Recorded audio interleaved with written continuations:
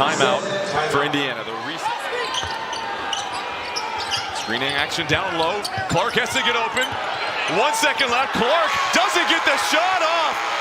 Cloud locks her up, and New York comes into Indianapolis and takes the checkered flag. Caitlin Clark is used to the spotlight, but what unfolded in the final seconds of the Indiana Fever's matchup against the New York Liberty left fans stunned, her coach furious, and the basketball world in shock. It was supposed to be another chance for Clark to shine. With just under 3 seconds on the clock and her team trailing by 2, she received the inbounds pass, took a dribble, and rose up to take a potential game-winning three-pointer. But before she could even get the shot off, Natasha Cloud stripped the ball away. No whistle, no foul, just the sound of the buzzer echoing through Gainbridge Fieldhouse. Clark stood frozen, arms raised in disbelief. She swung a fist in the air, then turned to the referees, searching for an explanation that never came. The Fever had lost, 90-88.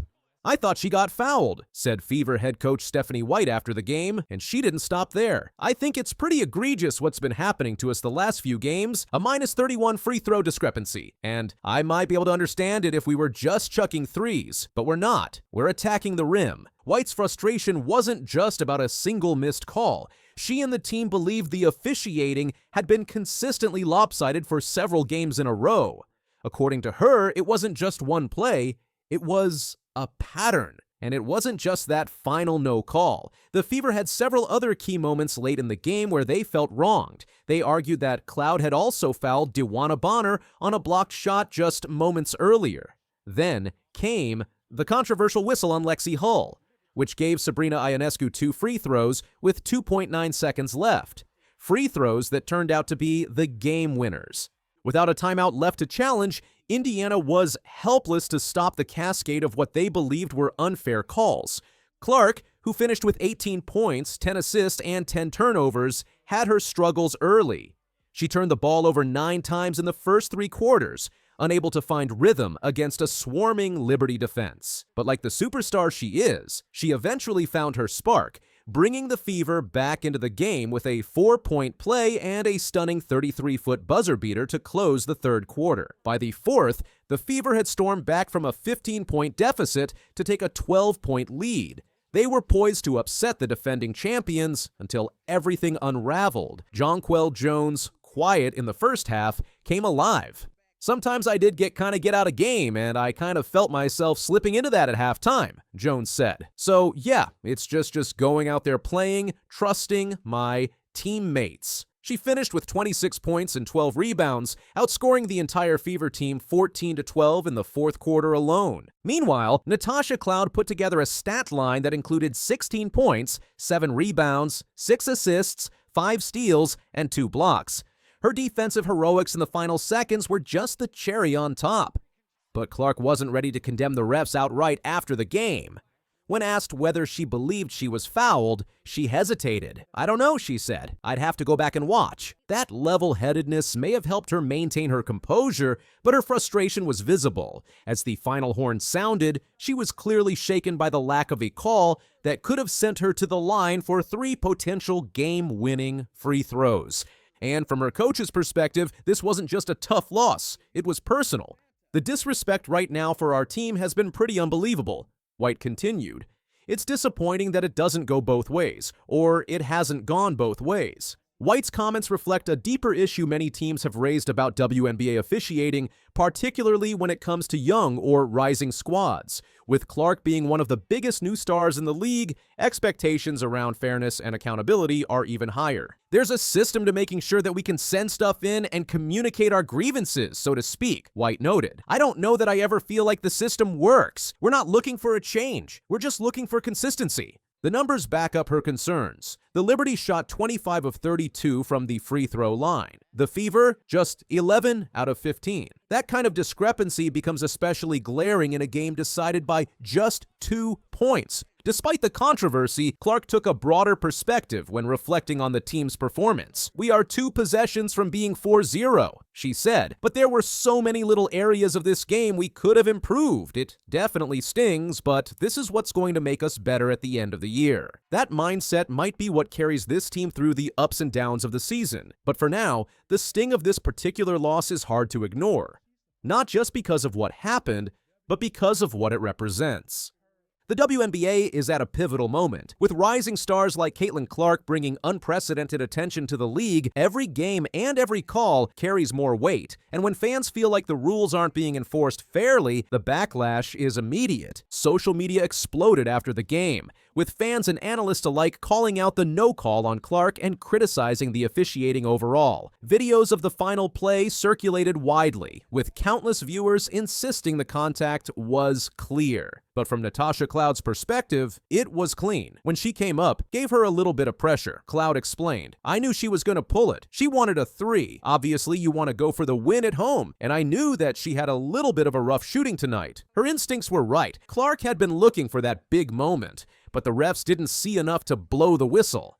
And that silence could echo well beyond just one game. For now, the Fever have no choice but to move on. They travel to Washington next to face the Mystics, hoping to regroup and find a way to close out games without relying on the officiating.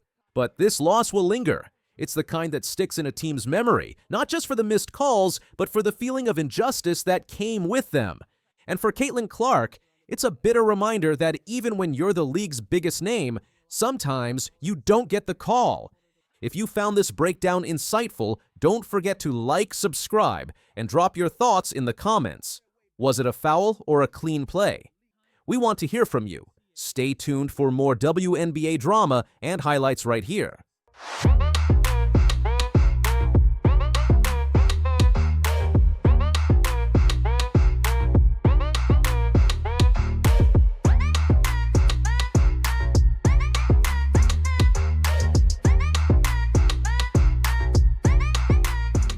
The Indiana Fever, they announced Sophie Cunningham's availability for their May 22nd rematch against the Atlanta Dream. The 28-year-old guard's return sparked immediate excitement across social media platforms and among basketball analysts. Cunningham had been sidelined since sustaining a right ankle injury during a May 10th preseason game against the same Atlanta team she faced upon her return. The Fever acquired Cunningham through a February 4-team trade involving the Phoenix Mercury, Dallas Wings, and Connecticut Sun. This blockbuster deal positioned the Fever as championship contenders for the 2025 WNBA season. Cunningham spent 6 seasons with the Phoenix Mercury after being drafted 13th overall in 2019, establishing herself as a reliable defensive player and three-point threat. Cunningham stunned fans when she revealed the true extent of her injury through a social media post on May 21st. She shared a video showing her pregame outfit for the Fever's May 20th game against Atlanta, captioning it, "Probs shouldn't have worn heels with a broken ankle, but beauty is pain." Fan reactions flooded social media immediately. One fan questioned, "It's broken." Another wrote, "No, I've been watching Fever games hoping you will play." A third fan expressed disbelief. "No, a broken ankle." The announcement transformed what many believed was a minor injury into a serious concern about Cunningham's availability for the season. The timing of this revelation proved particularly significant. Cunningham had just denied allegations the previous day regarding claims of an inappropriate relationship with Phoenix Suns CEO Josh Bartelstein. The injury announcement came amid this controversy, adding another layer to her absence from the Fever's early games. Cunningham sustained her ankle injury during the third quarter of the Fever's final preseason game on May 10th. She was seen limping off the court and later appeared wearing a protective boot. Initial reports labeled her as day-to-day, with head coach Stephanie White relying on the medical staff to guide the recovery process. The Fever took a conservative approach to Cunningham's rehabilitation. White emphasized the team's philosophy of prioritizing long-term health over immediate availability. She noted the importance of saving players from themselves, highlighting the balance between player enthusiasm and medical caution. Key recovery milestones showed steady progress. On May 16th, Cunningham won a half-court shooting contest, jumping without visible ankle discomfort. 3 days later, on May 19th, she participated in an open shoot-around, taking three-point shots and making passes without apparent limitations. White provided regular updates on Cunningham's status. Speaking to Indiana Fever beat reporter Scott Agnes on May 21st, she said, I hope so. Obviously, we have to go through today with no setbacks, but I'm hopeful that she'll be able to be in uniform and be on the floor for us. The decision to upgrade Cunningham from questionable to available on May 22nd demonstrated the medical staff's confidence in her recovery.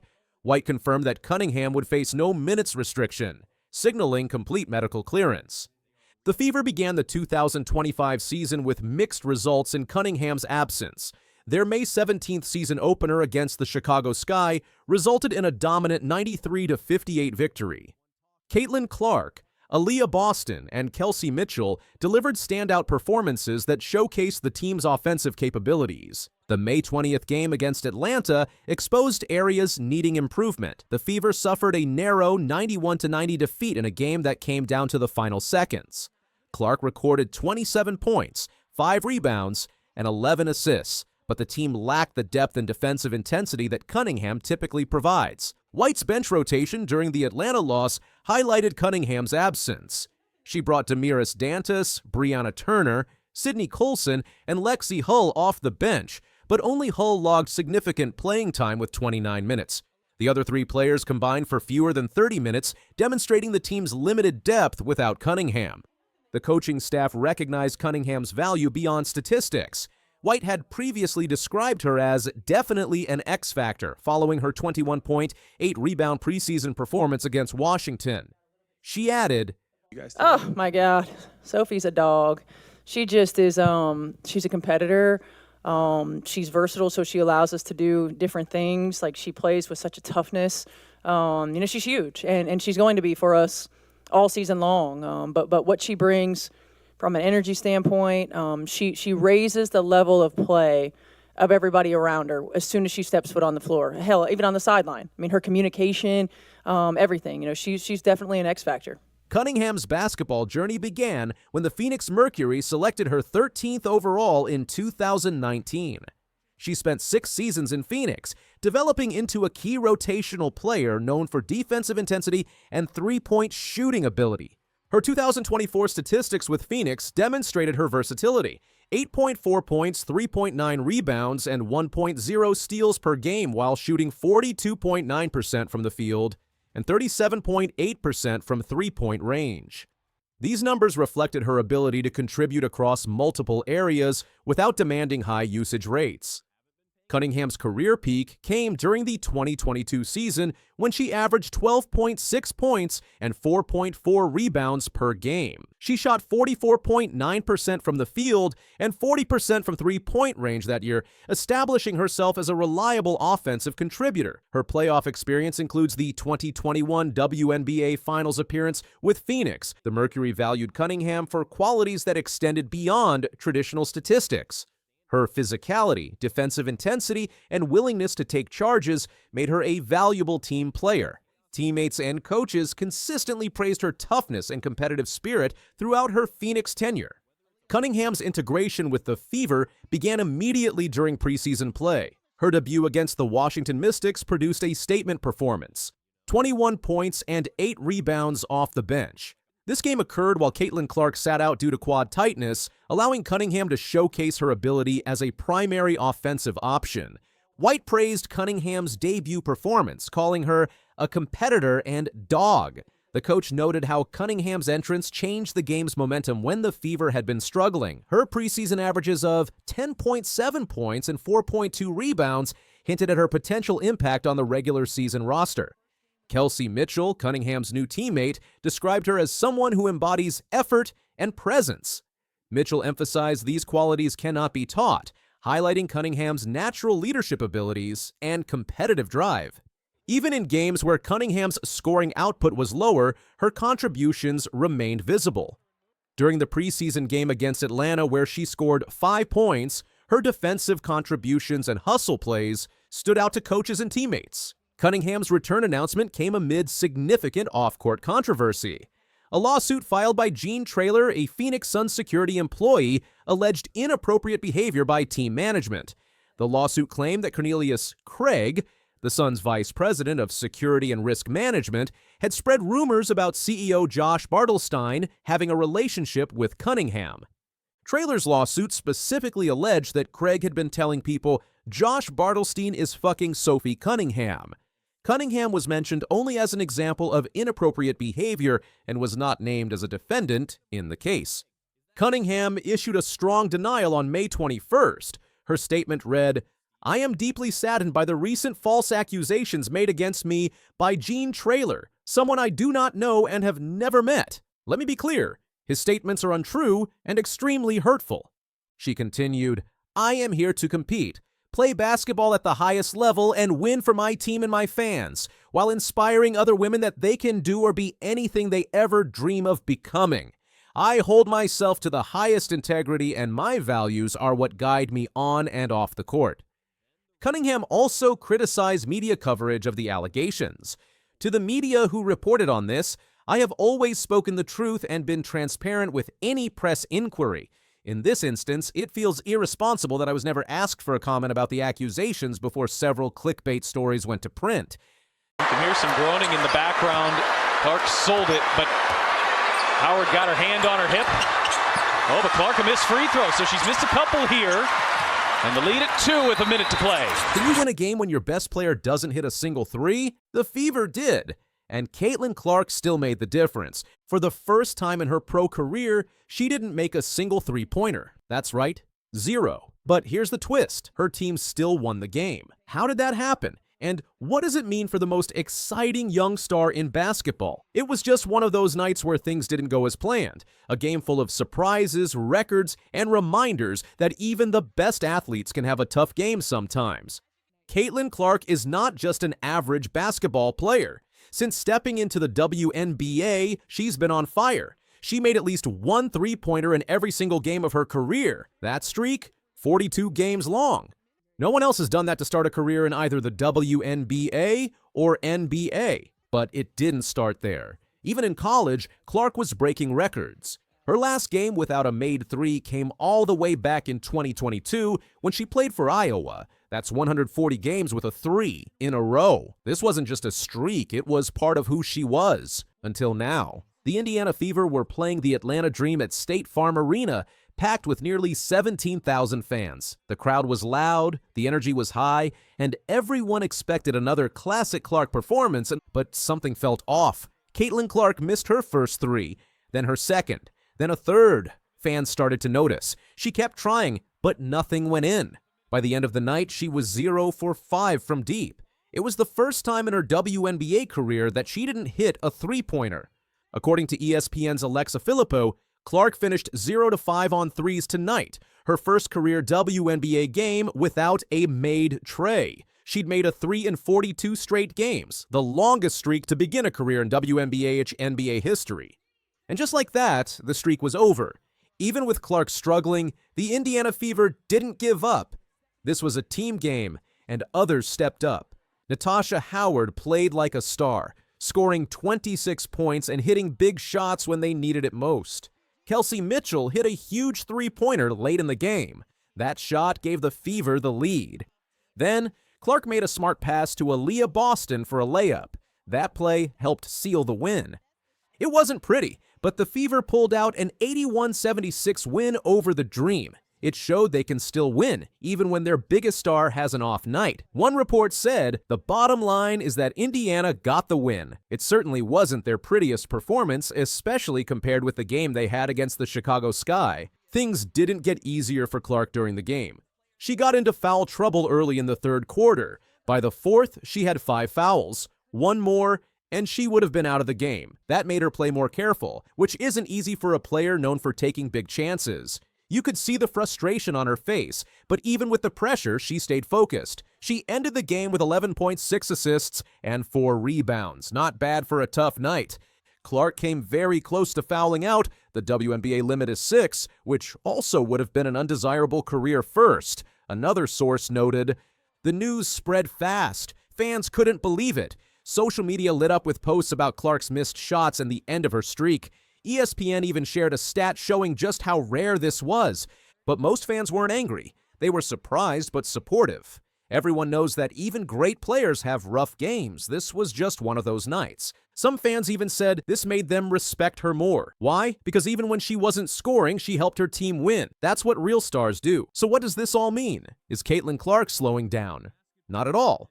In fact, this kind of moment happens to the best shooters. Remember Steph Curry? Even he has nights where the shots don't fall. What matters is how players respond. Do they give up? Or do they bounce back stronger? Clark's cold night doesn't change her talent. If anything, it shows her strength. She didn't quit. She kept passing, kept trying, and helped her team win. That's what makes a true leader. Next up, the Fever faced the New York Liberty. That team just broke the WNBA record for most threes in a game. So the pressure will be on. All eyes will be on Clark. Will she hit a three? Will she start a new streak? Fans can't wait to find out. It's a big test, but if we know one thing about Caitlin Clark, it's that she never backs down from a challenge. Clark wasn't the only big story that night. Over in New York, the Liberty made history of their own by hitting a record-breaking 19 three-pointers in a single regular season game. Natasha Cloud led with 4 made threes and 18 points overall. Meanwhile, Angel Reese of the Chicago Sky had her own shock moment, finishing without a single basket, something that hadn't happened since her college days. These moments remind us how unpredictable and exciting the WNBA is becoming. And Clark? She's still a huge part of that story. Caitlin Clark's three-point streak may be over, but her story is far from done. This game was a reminder that no one is perfect. Even stars have off nights, but great players find ways to help their teams no matter what. Clark did just that. And now, with even more fire, she gets ready for her next big moment. So don't count her out, because if history tells us anything, Caitlin Clark's next chapter might be her most exciting one yet. If you enjoyed this breakdown, make sure to like, comment, and subscribe for more updates on Caitlin Clark and everything happening in the WNBA. Got thoughts on the game or predictions for her next performance? Drop them in the comments below. We'd love to hear from you. Steph Curry was unfortunately quickly ruled out of tonight's game with what the Warriors are now calling a left hamstring injury. And in this video, we'll take a look.